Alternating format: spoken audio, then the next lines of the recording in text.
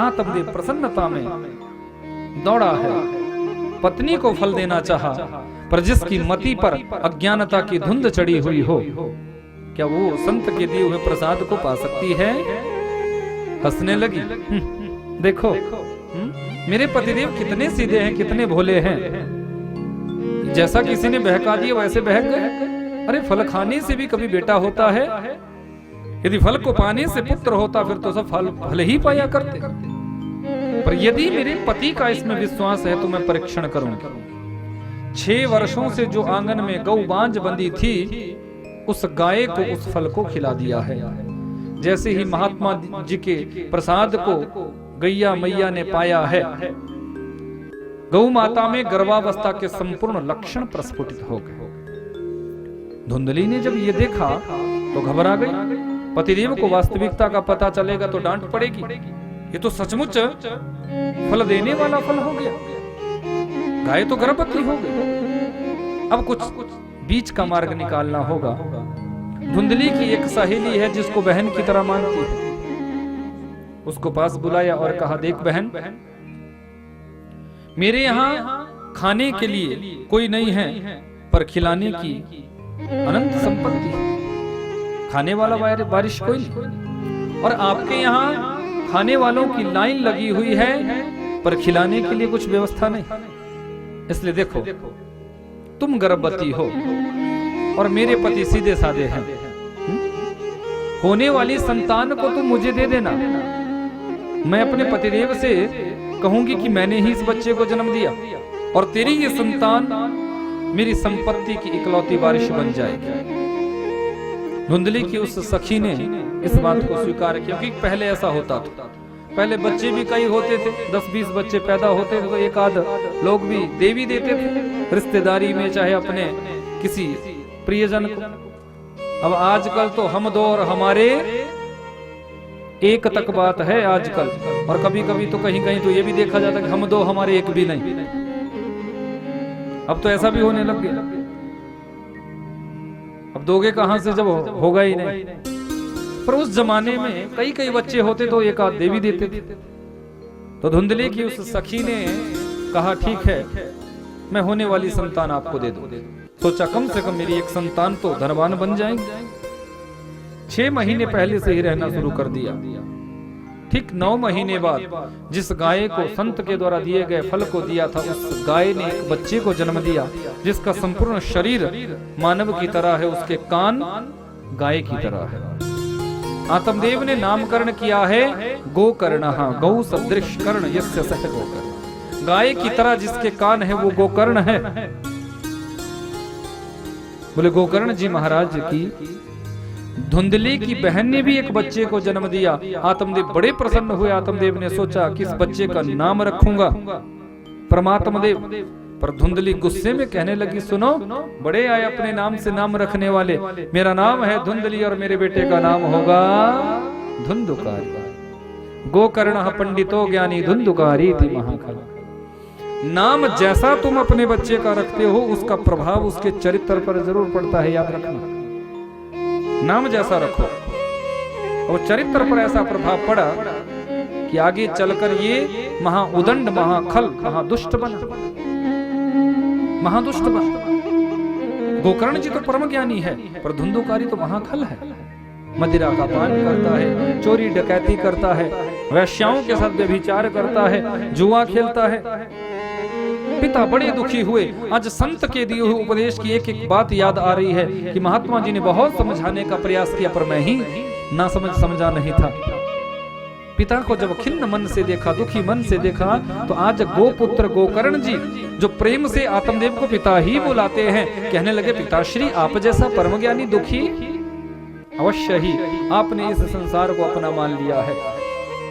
पिताश्री मैं आपको बताना चाहूंगा कि ये संसार किसी का नहीं हो सकता। ये संसार किसी का नहीं है। अरे संसार को तो आप छोड़ो, जिस शरीर पर हम इतना अभिमान करते हैं, शरीर भी हमारा नहीं है। शरीर की कोई भी इंद्रिय हमारी नहीं है। यदि ये संसार हमारा होता तो संसार हमारे अनुसार चलता। यदि ये शरीर हमारा होता तो शरीर हमारे अनुसार चलता। पिताश्री कोई वृद्ध होना नहीं चाहता, पर फिर भी वृद्धावस्था हमारे जीवन में आती है। यदि शरीर को हम अपना मानते हैं, हमारे अनुसार ये चलता है, तो फिर हमारे अनुसार चले। वृद्ध तो कोई होना नहीं चाहता, बूढ़ा तो कोई होना नहीं चाहता, सब जवान बने रहना चाहते हैं कि हम जवान दिखे। पर वृद्धावस्था जब आती है तो वृद्धावस्था के आवरण को कौन हटा सकता? लीपा पोती तो तुम लोग बहुत करते हो, पर फिर भी पता तो चल ही जाता है कि तुम कितनी उम्र के हो। पिताश्री, ये शरीर हमारा नहीं। यदि ये कान हमारे होते तो कान बहरे क्यों हो जाते हैं? सुनना कम दिखाई क्यों देता है? सुनना बंद क्यों हो जाता है? मशीन लगाकर घूमते हो क्योंकि कान हमारे नहीं है। पिताश्री, ये आंखें हमारी नहीं है। यदि ये आंखें हमारी होती तो इन आंखों से दिखना बंद कैसे हो जाता? चश्मा क्यों लग जाता है? ऑपरेशन करवाना पड़ता है। ये मोतिया आ गया क्योंकि ये आंखें हमारी नहीं है।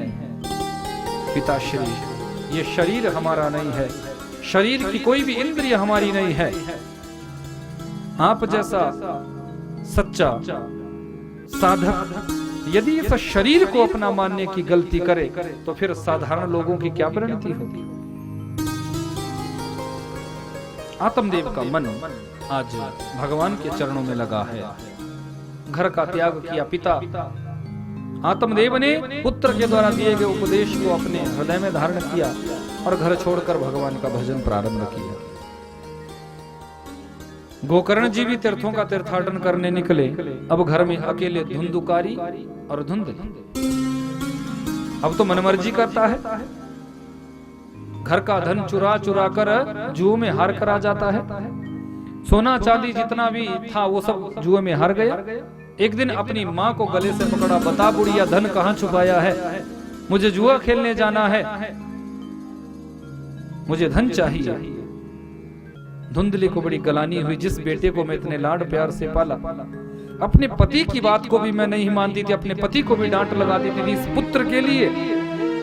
वो दुष्ट पुत्र आज मुझे मारना चाहता है। इस दुष्ट के हाथों मरने से अच्छा है मैं अपने आप ही मर जाऊं। गलानी वश रात्रि में उठी है। गांव के बाहर एक सूखा कुआं, जिस सूखे कुएं में कूदकर इसने अपने प्राणों का त्याग किया। अब अकेला धुंधुकारी 5-5 वैश्याओं को पिता के मंदिर जैसे घर को दूषित करने के लिए ले आया है। वैश्याओं का रमण करता है, चोरी करता है, व्यभिचार करता है, मदिरा का पान करता है। वैश्याएं तो धन की भूखी होती है। एक दिन धुंधुकारी को मारना चाहा, बिस्तर से बांधा, मदिरा का पान कराया, गला घोंट कर मारना चाहा। जब मरा नहीं तो अग्नि के जलते हुए अंगार इसके मुंह में ठूसे हैं। जबरदस्ती मारने का प्रयास किया। मौत आई नहीं थी पर जबरदस्ती मारा। काम अच्छा किया नहीं था इसलिए महाप्रेत बना। गोकर्ण जी को सूचना मिली तीर्थों पर, तो गया जी में जाकर पिंडदान किया। समय व्यतीत हुआ। कुछ वर्षों के बाद गोकर्ण जी अपने पिता के गांव का दर्शन करने आए। तो जैसे ही गांव में प्रवेश किया है, रात्रि का समय, पूरा संसार सो रहा है, गांव वाले सो रहे हैं, पर गोकर्ण जी जाग रहे हैं। या निशा सर्वभूतानि तस्याम जागृति संयम। जब ये संसार सोता है तो संत जागता है। घनघोर अंधकार है। प्रवेश किया पिता के मंदिर जैसे घर में, पर आज तो वो दूषित बन चुका है। वो मंदिर जैसा घर अपवित्र हो चुका है। कहीं मदिरा की बोतलें गिरी हुई है, कहीं हड्डियां बिखरी हुई है, खंडहर बन चुका है। उसी समय एक घटना घटी। सामने एक हाथी सामने खड़ा हो गया। देखते ही देखते वही हाथी घोड़ा बन गया, वही घोड़ा बैल बन गया, वही बैल बकरा बन गया। गोकर्ण जी समझ गए ये कोई महाप्रेत है और मुझे डरा रहा है, मुझे भयभीत कर रहा है। कहा, हे महाप्रेत, तुम कौन हो? अपने वास्तविक रूप में आओ, मुझे क्यों डराना चाहते हो? तो ये महाप्रेत दोनों हाथ जोड़कर सामने खड़ा हुआ कि अहम भ्राता त्वदीयोऽस्मि धुंधुकारीति नामतः स्वकीयेनैव दोषेण गन्नत्वं नाशितं मया। भैया, मैं कोई और नहीं, मैं तो आपका भाई धुंधुकारी हूं। मैं आपका छोटा भाई धुंधुकारी महाप्रेत बना हूं। गोकर्ण जी कहने लगे, धुंधुकारी तुम प्रेत कैसे हो सकते हो? क्योंकि तुम्हारे मरने की सूचना जब मुझे मिली थी तो मैंने गया जी में जाकर तुम्हारा पिंडदान कर दिया था, और जिसके निमित्त पिंडदान हो जाता है उसकी तो फिर मुक्ति हो जाती है। तुम महाप्रेत कैसे हो सकते हो? अब देखो, ये धुंधुकारी अपने मुख से कह रहा है भैया कि गया श्राद्ध शते नापि मुक्तिरमे न भविष्यति। एक बार तो क्या, गया जी में 100 बार भी मेरे निमित्त यदि आप पिंडदान करोगे तो भी मेरी मुक्ति नहीं हो सकती, क्योंकि मैंने बुरे काम इतने किए हैं, मेरा दुष्चरित्र रहा है, मैंने अपने जीवन में निकृष्ट से निकृष्ट कर्म किया है। दुनिया में ऐसा कोई पाप नहीं था जिसको मैंने नहीं किया। मैं तो महाप्रेत बना हूं। पर जिसका भाई इतना ज्ञानी हो उसका भाई प्रेत बनकर रह जाए, ये अच्छी बात नहीं। भैया मुझे बहुत कष्ट इस योनि में हो रहा है, इस प्रेत योनि में बड़ी यातनाएं मुझे भोगनी पड़ रही है, बड़ी वेदना हो रही है, बड़ा कष्ट हो रहा है, एक एक पल मुझसे व्यतीत नहीं किया जा रहा। आपसे निवेदन है कि आप कुछ ऐसा करें जिससे मुझे इस प्रेत योनि से मुक्ति मिल जाए। गोकर्ण जी ने कहा, भैया चिंता मत करो, तुम्हारी मुक्ति अवश्य करूंगा। भुवन भास्कर सूर्यदेव को प्रणाम किया और निवेदन किया, मेरे भाई की मुक्ति कैसे होगी? हे सूर्यदेव, मेरे भाई की मुक्ति का सहज उपाय बताओ। उसी समय सूर्यदेव ने कहा, सुनो कि श्रीमद् भागवतान मुक्ति सप्ताह वाचनम करो। यदि आप अपने प्रेत बने हुए भाई की मुक्ति चाहते हो तो इनके निमित्त श्रीमद् भागवत की कथा करो। 7 दिन ये कथा चले, सप्ताह वाचनम कुरु। श्रीमद् भागवत की कथा अपने भाई की मुक्ति के लिए करवाओ, अवश्य ही भागवत की पूर्णता पर तुम्हारे प्रेत बने हुए भाई की मुक्ति हो जाएगी। गोकर्ण जी को मार्ग मिल गया, व्यास मंच लगाया, व्यास मंच पर आज अपने आप आसीन हुए हैं, सारे गांव वालों को भी बिठाया और सामने एक आसन बिछाया।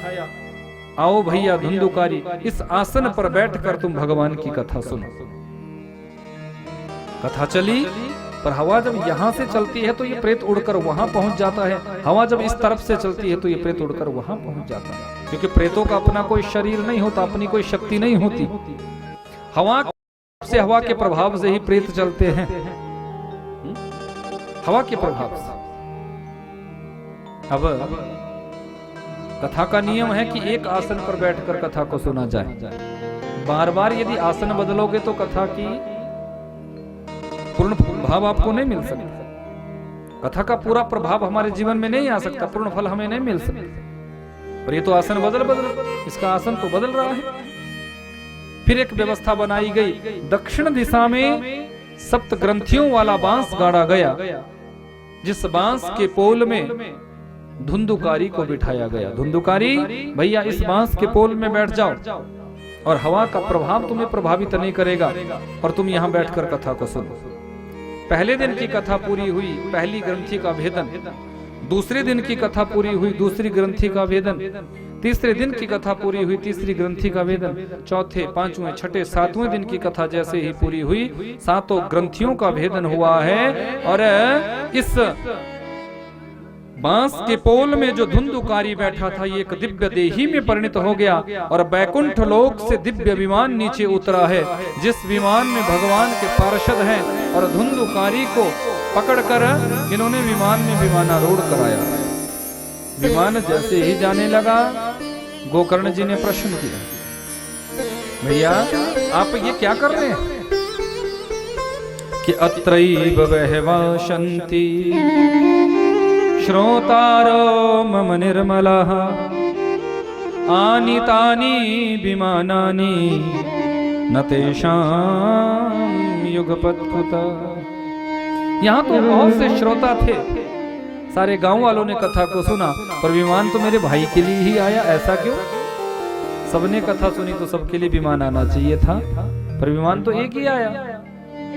तो गोकर्ण जी ने कहा, और अब देखो भगवान के पार्षद बता रहे, बिल्कुल ठीक कहा गोकर्ण जी आपने, विमान सबके लिए आना चाहिए था। कथा सबने सुनी पर आया नहीं। क्यों नहीं आया? क्योंकि जिस प्रेम से जिस भाव से, जिस श्रद्धा से, जिस समर्पण से तुम्हारे प्रेत बने हुए भाई ने कथा को सुना, उस प्रेम भाव से गांव वालों ने कथा को नहीं सुना। गांव वाले कभी आपस में बात कर लेते थे, कभी थोड़ा मनोरंजन कर लेते थे, कभी आते जाते हुए व्यक्ति को देख लेते थे, कथा के शब्द तो छूट जाते थे कि हंसा बगुला एक सा मान सरोवर मान, बगुला ढूंढे माछरी हंसा मोती खा। हे गोकर्ण जी, मान सरोवर में हंस भी रहता है और बगुला भी रहता है, पर दोनों में अंतर है। अंतर क्या है? बगुला मान सरोवर में सिर्फ और सिर्फ मछलियों को ढूंढता है और हंस उसी मान सरोवर में रहकर सिर्फ और सिर्फ दिव्य मोतियों को चुनता है। श्रोता वही श्रेष्ठ है जो कथा पांडाल में आने के बाद हंस जैसा भाव रखे कि हमें तो सिर्फ और सिर्फ कथा के मोती चुगने हैं, मोती चुनने हैं, हमें तो कथा के शब्द को अपने हृदय में उतारना है। बाहर की बात को हमें ग्रहण नहीं करना, फालतू की बात को हमें ग्रहण नहीं करना, भगवान की कथा को हमने अपने हृदय में उतारना है। तब हमारे जीवन में कथा प्रभावित होती है, तब ये कथा हमारे जीवन में प्रभाव दिखाती है। अब गांव वालों को दोबारा कथा सुनाई गई, सबने बड़े प्रेम से अब कथा को सुना और ठीक 7वें दिन दिव्य विमान नीचे उतरे हैं और विमानारूढ़ होकर सारे गांव वाले यहाँ से सीधे वैकुंठ धाम चले जाते हैं। मेरे भक्त वत्सल भगवान की जय। ऐसी भगवान की ये कथा बड़े से बड़े प्रेत की भी मुक्ति कराती है। यही कथा सुना रहे थे सनक सनंदन सनातन सनत कुमार भक्ति ज्ञान वैराग्य और संत नारद जी को। जैसे ही कथा की पूर्णता हुई, भक्ति देवी के दोनों पुत्र ज्ञान और वैराग्य चेतनता में आ गए, दोनों झूमने लगे, दोनों नाचने लगे, जवान हो गए। जब भक्ति देवी ने अपने पुत्रों को जवान होते हुए देखा तो भक्ति भी बड़ी प्रसन्न हो गई, भक्ति भी नाचने लग गई, भक्ति भी झूमने लग गई कि प्रहलाद स्थालधारी तरलतया गतितया चौद्धव कंस्यधारी वीणाधारी सुर ऋषि राजकर्ता अर्जुनो भू इंद्रो वादि मृदंगम जय जय शुकरा कीर्तने ते कुमारा यत्राग्रे भाववक्ता सरसर चनया व्यास पुत्रो बभूव। ऐसा सुंदर सत्संग प्रारंभ हुआ है, कीर्तन प्रारंभ हुआ है कि समस्त देवी देवता नृत्य करने लगे हैं। भोलेनाथ से भी रहा नहीं गया, भोलेनाथ भी आकर झूमने लगे हैं। प्रहलाद जी ताली बजाने लगे हैं, उद्धव जी कांसा बजाने लगे हैं। इंद्रोवादी मृदंगम, इंद्र मृदंग बजाने लगे हैं, जय जय शुकरा। सनत कुमार जय हो जय हो जय हो कहने लगे हैं। बड़ा सुंदर आनंद दायक कीर्तन प्रारंभ हुआ है, आनंददायक कीर्तन प्रारंभ हुआ है।